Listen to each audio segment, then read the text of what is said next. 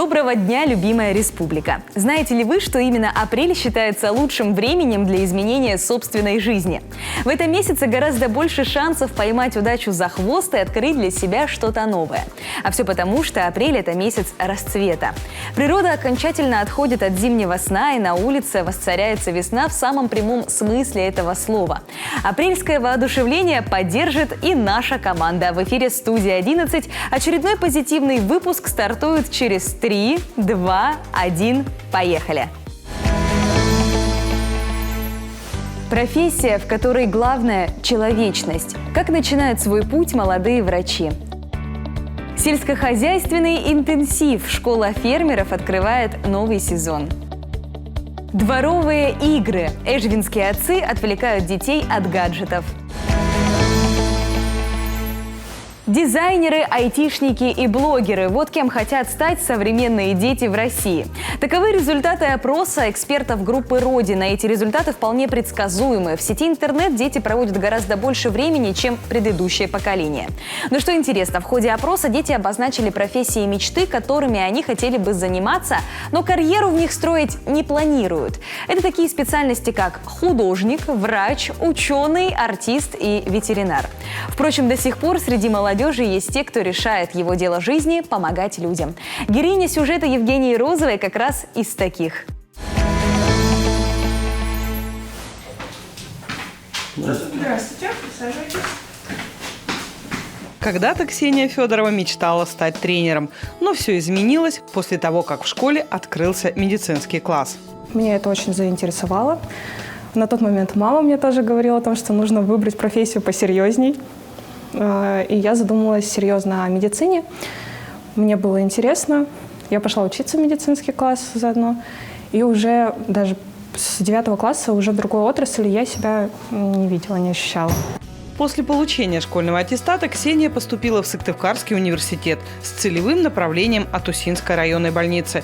Она же помогала финансово, выделяя стипендию за хорошую учебу. В пандемийные годы еще студенткой девушка работала здесь медсестрой. Погружалась в профессию, утверждалась в правильности выбранного пути. Дипломированный специалист, терапевт Ксения Федорова без раздумий вернулась из Сыктывкара в родной Усинск. Я сразу знала, что я вернусь сюда, я вернусь в свой родной город. Я люблю этот город, у меня здесь все мои родственники. Я многих людей здесь знаю, даже на прием приходят, здороваются, рассказывают, спрашивают, как дела. Приятно. Хоть и работает Ксения Федорова меньше года, но уже завоевала уважение пациентов. Среди ее коллег вообще много молодежи. И это тот случай, когда свежая энергия, безусловно, при поддержке опытных наставников, оздоравливает общую систему. Молодые сотрудники – это новое веяние для больницы, это новые знания, это новый опыт, это обновление знаний, которые они могут дать, скажем, жителям нашего города. Для себя молодой врач сразу определила профессиональные якоря. Неравнодушие к пациентам, стрессоустойчивость, острый ум. То есть всегда найти выход из ситуации, помочь пациенту. А еще нужно с душой подходить к проблемам каждого пациента, говорит Ксения Федорова. И помнить, что лечат как дело, так и доброе слово. Деньги окружают меня. Они текут бурлящей рекой в мою жизнь. Я делаю все, чтобы жить в достатке и изобилии. Эх, как жаль, что одних аффирмаций для хорошей жизни недостаточно. Конечно, позитивное мышление лишним не будет, однако в случае с достатком одних слов мало. Нужны четко сформулированные цели и мотивация для их достижения. И вот вам несколько советов, как настроиться на финансовый успех. Во-первых, никогда не переставайте учиться и делайте это рядом с теми людьми, которые достигают, а не потребляют. Не смотрите на имущество человека, лучше подумайте, что он сделал и что создал. Как улучшил свою жизнь и жизни окружающих. Во-вторых, чаще читайте биографии известных личностей – политиков, ученых, представителей творческой индустрии. Наверняка истории их успеха вдохновят вас на смелые идеи. В-третьих, ищите мотивацию в людях, которые имеют меньше, чем вы. Через самоконтроль вы привнесете в жизнь порядок и уж точно не будете оттягивать осуществление задуманного. Будьте успешны, а мы двигаемся дальше. В Республике Коми стартовал отбор для участия в школе фермера. Бесплатная программа реализуется для аграриев, которые хотят улучшить свои умения, а также разработать собственный бизнес-план. Программа длиной в несколько недель будет поделена на 3 направления – растениеводство, пчеловодство и мясное скотоводство. Повысить уровень сельскохозяйственной грамотности смогут до 40 человек. Обучение стартует во второй половине апреля. Но пока у участников есть возможность подать заявку. Подробнее о проекте прямо сейчас нам расскажут Григорий Семяшкин и Елена Кузнецова. Здравствуйте, рада вас видеть. Добрый день. Программа реализуется уже какой раз? Второй год. Второй раз. В прошлом году как она себя показала, Григорий? В прошлом году было 2 направления. Это сыроварение и растениеводство. Это был удачный момент с выбором направления. У нас появились сыроварни в разных районах Республики Коми, и даже в Сыктывкаре у нас есть сыроварни в Лесозаводе, есть в Дырнисе сыроварня, есть сыроварня в Эжве, если вы не знали. Выигрыш был по 3 направлениям. Первое – это то, что наши товаропроизводители получили возможность дополнительный канал сбыта молока, даже по более высокой цене, чем молзаводы они могли сдавать. Второе – это потребитель получил качественный продукт на рынке, потому что сыровары варят там не 1-2, а 5-10 наименований сыров. И третье – это были созданы дополнительные рабочие места. О верности выбранного направления говорит и то, что вот часть сыроваров, которые уже за собственные, причем они покупали сыроварни за собственные деньги. В этом году они подаются на агростартап, на закупку скота, коз там, или коров, для того, чтобы обеспечить собственные сыроварни молоком. И насколько я знаю, что один из участников, точнее даже организатор проекта, выдавал гранты для того, чтобы, так скажем, поддержать бизнесменов рублем. Да, была такая политика в прошлом году. По итогам конкурса мы собирались вот как раз-таки в институте, и были отобраны 3 наилучших проекта, которые получили как призовые бонусы в размере 100 тысяч рублей. Вот это, я понимаю, бонус потратить можно на развитие своего хозяйства. 3 направления, как я уже сказала, в этом году будет. Почему решили добавить пчеловодство и отказаться от сыроварения? От сыроварения мы не отказываемся. Это направление есть, оно развивается и будет развиваться дальше. Пчеловодство, потому что есть желающие. Востребованное направление достаточно-таки у нас в последние годы наблюдается очень много желающих, как раз-таки даже вот мы на уровне министерства наблюдаем, когда у нас идет отбор проектов по грантам, каждый 3-й у нас сейчас планирует развивать пчеловодство. Какие критерии должны быть для потенциальных участников? То есть что нужно сделать? Изначально это идут документальные критерии. Это наличие гражданства Российской Федерации, это документы в образовании и комплект документов по согласию на обработку данных и так далее. А быть оформленным как индивидуальный предприниматель, например, или не нужно? Таких жестких условий, насколько я нет. знаю, да? То есть это возможность. То есть если ты оформлен и планируешь переобучить или повысить свои знания, прекрасно. А если ты еще только планируешь, тем более, как говорится... Так, чисто теоретически, да. Если я, например, ничего не смыслю, допустим, в пчеловодстве, могу ли я прийти в школу фермера и научиться этому мастерству? Главное, чтобы было желание. Прекрасно, звучит на самом деле очень здорово. Насколько я знаю, на территории нашей республики, да и России в целом, реализуется немало проектов, которые помогают аграриям расширить свои возможности. Один из них – это федеральный грант. Расскажите нам побольше про него. Про агростартап? Да. Да, у нас как раз сейчас идет отбор проектов, то есть документов для того, чтобы все желающие могли попробовать свои силы. Подача документов до 14 апреля. Он у нас ежегодный. Финансирование осуществляется 95% из федерации и 5% республика. Какую сумму можно выиграть? Сумму можно выиграть до 7 миллионов рублей. Но если это мясомолочное направление, если это иной вид направления деятельности, скажем так, опять же, пчеловодство, растениеводство, в данном случае 5 миллионов рублей. Насколько я знаю, об этом говорят и на школе фермера. То есть, как говорится, учат видеть возможности предпринимателей, верно? Да. Учеба предполагает 3 модуля. Первый – общеэкономические вопросы, касается управления сельским хозяйством, в том числе поддержки сельского хозяйства. Второй – вопрос специализации. И третий – это уже практика на примере действующих хозяйств. А как будет проходить вообще обучение? То есть будет педагог, да? Кто эти педагоги? Первые 2 модуля у нас будут проходить в онлайн-режиме. Очно-дистанционно. Преподаватель будет идет трансляция, и преподаватель может отвечать на вопросы слушателей. Слушатели должны быть зарегистрированы на онлайн-платформе. У них будет личный кабинет, и идет запись этих лекций. Это на самом деле очень здорово. И как подать заявку для того, чтобы стать учеником школы фермера? Регистрация есть на сайте института. Заходишь на сайт института, находишь раздел «Школа фермера», и там все расписано подробно. Ссылочку мы обязательно оставим, поэтому те, у кого есть желание и возможности, но желание, конечно, первостепенно, присоединяйтесь. И, возможно, именно вы войдете в число студентов школы фермера. Спасибо вам большое за информацию. Потом об итогах, я думаю, с вами тоже пообщаемся. Благодарим. Спасибо большое, обязательно. Каждые выходные футбол, баскетбол и лапта. Активные отцы Эжвинского района Сыктывкара 3 года назад создали социальный проект «Дворовые игры». В прошлом году выиграли денежный грант и купили инвентарь. Теперь по субботам и воскресеньям они вместе с детьми выходят играть на свежем воздухе. На турнир по дворовому футболу отправилась и Дарья Вологжанина.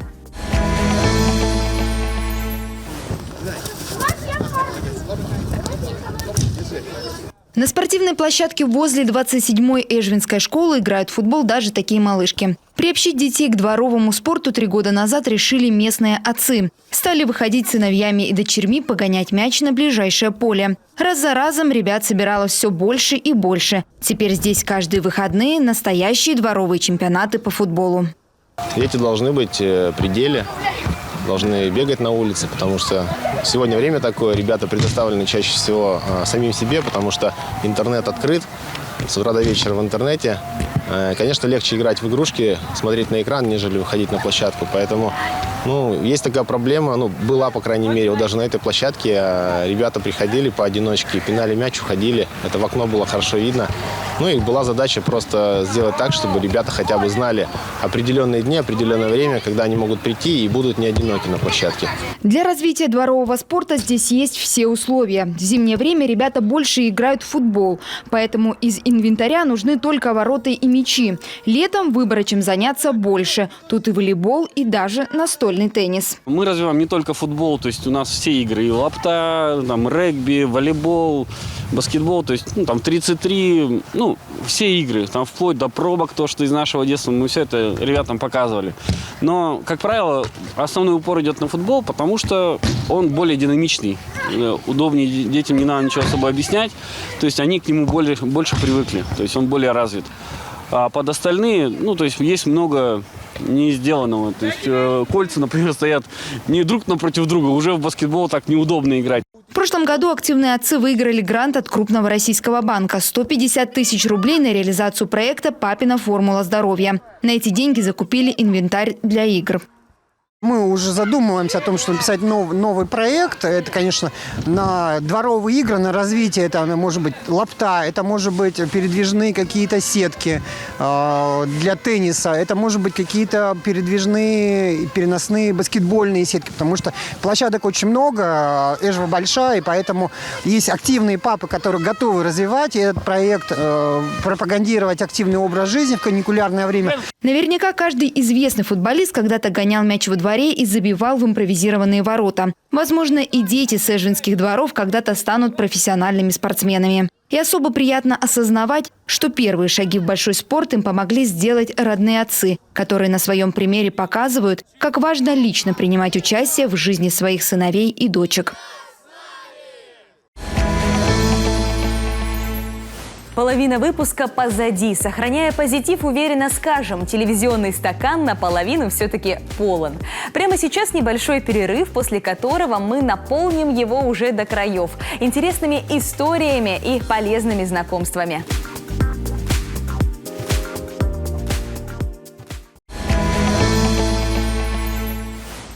В эфире «Студия 11». Программа, где вы не только узнаете что-то новое и полезное, но и настраиваетесь на позитив.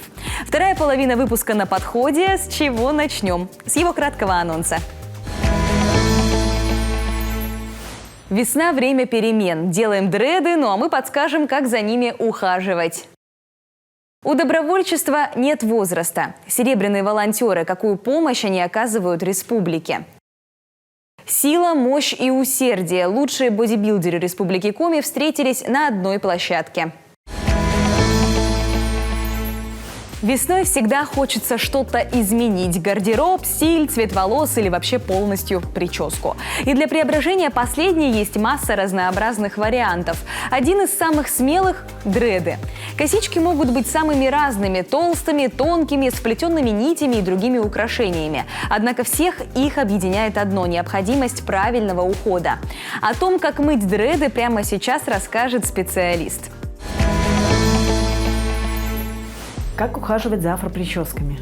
Если это обычные косы или дреды, которые не требуют отдельного ухода, то тогда мы просто обрабатываем первые дни краевую, чтобы не было раздражения, не чешем голову ногтями, а просто делаем массирующие движения и брызгаем специальным средством для ухода.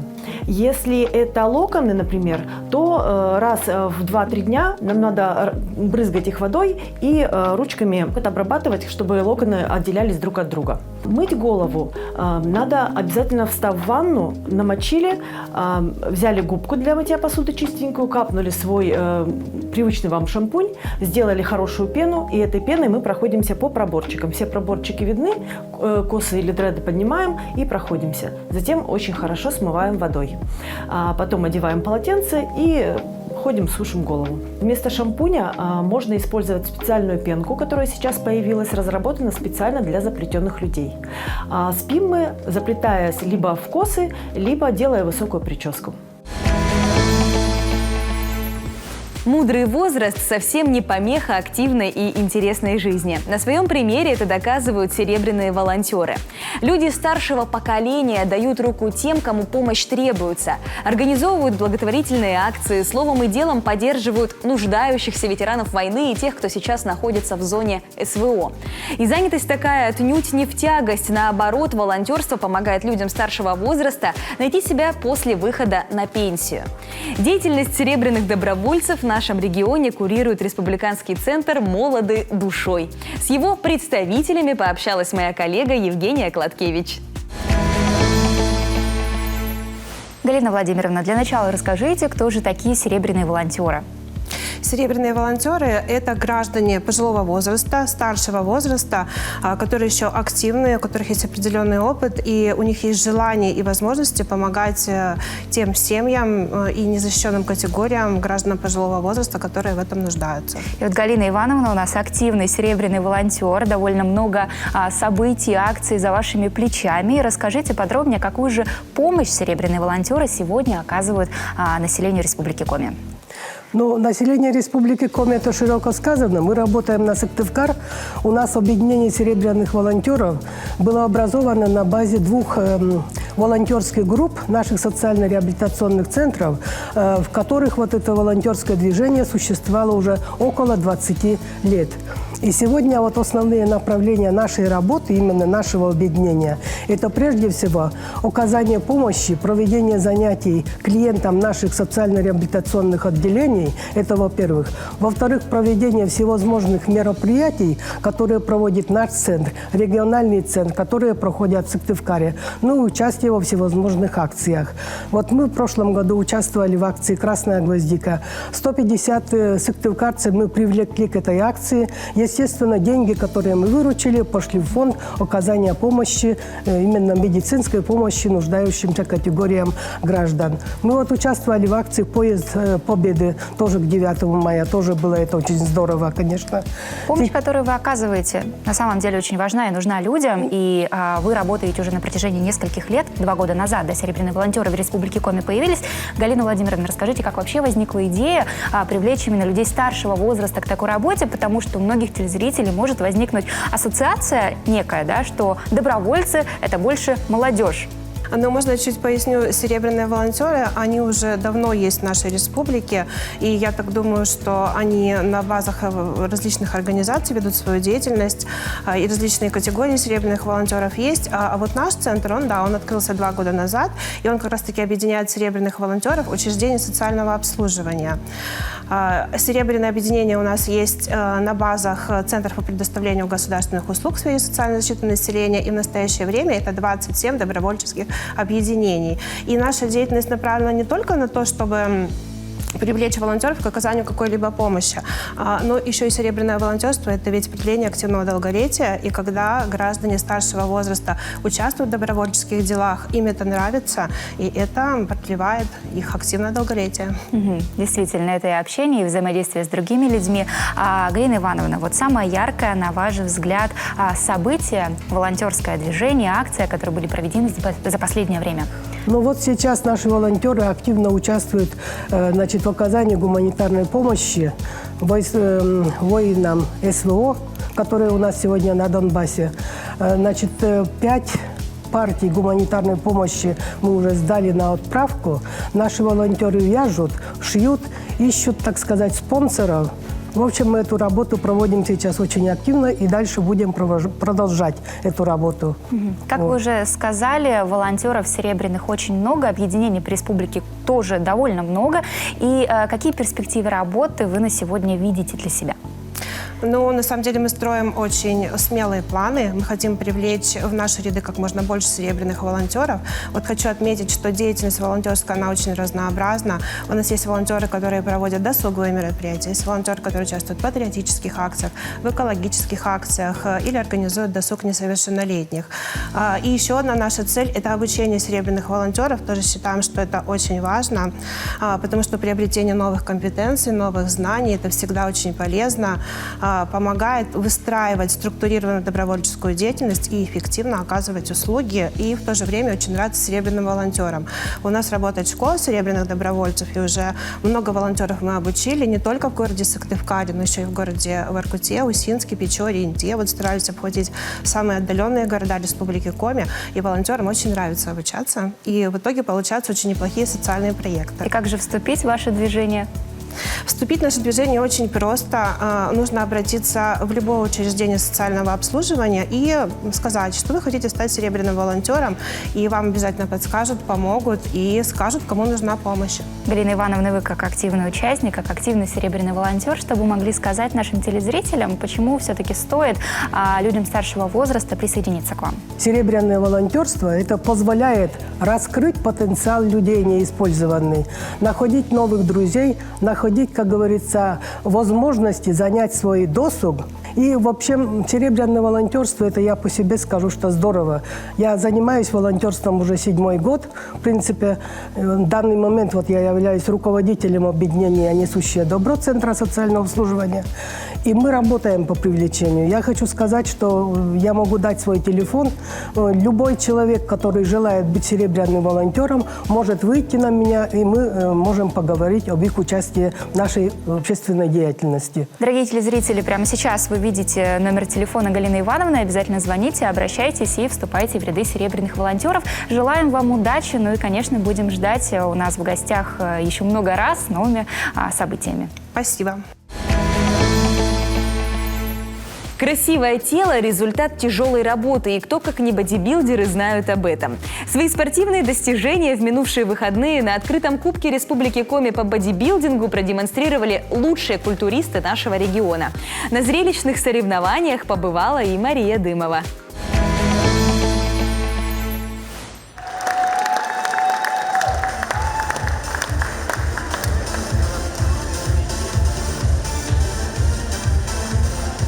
Вот кто точно готов к лету. В этом году на турнире девушек было гораздо больше, чем мужчин. Но зрителей это не расстроило. Скорее наоборот. Каждый выход спортсменок сопровождался бурными овациями. Федерация бодибилдинга Республики Коми была открыта 30 лет назад. Тогда на первых соревнованиях выступали всего 2 девушки. Мы начинали как прародители, скажем так, бодибилдинга в Республике Коми в далеком 1993 году.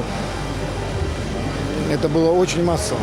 Ну, тогда мы воспитывались на таких фильмах, как «Конан Варвар», «Сильвестр Сталлоне» и так далее. Сейчас, к сожалению, молодежь немножко другая, но в регионах тенденция такая, что ребятки и девчатки все равно тянутся к тому, чтобы быть сильнее. Подготовка начинается задолго до соревнований. Кому-то необходимо 3 месяца, кому-то год. Все зависит от исходной формы. Но большинство спортсменов используют одни и те же методы для достижения эталонной фигуры. Записывайте. Это правильное питание, регулярные тренировки и еще один важный пункт – режим отдыха. Без качественного сна построить тело мечты у вас вряд ли получится. На самом деле приветствуется максимально чистый рацион. Здесь у нас банально, да, там, как привыкли говорить, курица и рис, вот, но на самом деле этим только не ограничивается. Рационы могут быть разнообразные, но в частности сладкого приходится избегать, конечно же, да. Перед кубком бодибилдеры строже следят за питанием, но многие из них прямо перед выходом на сцену съедают кусочек зефира. Удивительно, но такие углеводы помогают спортсменам. Чтобы переварить лакомство, организму необходимо много воды, поэтому он вытягивает лишнюю жидкость, благодаря чему формы становятся более четкими. Но на оценки влияют не только размеры мускулов и потянутость тела. Спортсмены должны уметь правильно себя преподнести, показать выигрышные стороны и скрыть недостатки. Ослепительная улыбка только в плюс. Анастасия Кравец, которая впервые принимала участие в соревнованиях, покорила жюри и стала победительницей сразу в 3 номинациях. Признается, секрет успеха – мотивация. Режим – это очень хорошо. Сейчас все стараются следить за режимом, за питанием, все здоровый образ жизни ведут. И, в принципе, это, наоборот, хорошо, что живешь постоянно в таком ритме. Тренировки не заканчиваются даже во время конкурса. Спортсмены поддерживают мышцы в тонусе. А чтобы скрыть все недостатки кожи и уравнять соперников между собой, перед выступлением все участники наносят загар. Кажется, что бодибилдинг – это жесткий спорт, который не всем под силу. Но на самом деле он больше про правильное развитие мышечной массы. Поэтому бодибилдинг станет отличным способом развития дисциплины и физического здоровья. Главное – во всем знать меру. На этом студия 11 закрывает свои эфирные двери. Увидимся завтра, будем также весело и интересно проводить уже пятницу. Меня зовут Алена Туркина, не скучай, республика. Пока-пока.